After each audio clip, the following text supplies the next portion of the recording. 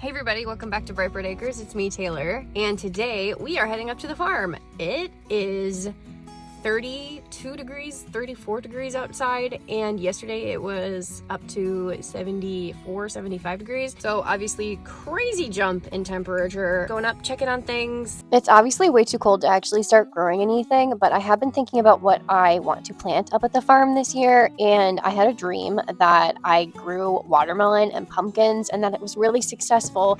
And so when I have dreams like that, I usually listen to them. So I'm thinking watermelons, pumpkins, some other big stuff, butternut squash. My grandpa really likes butternut squash, and probably corn, tomatoes.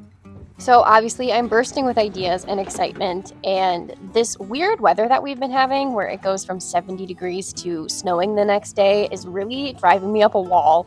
And needless to say, I am very excited for when I can actually start gardening again. It's actually freezing out here. The ground is completely frozen. Over here we see our poor apple trees. They don't even have buds on them or anything. I'm a little worried about these.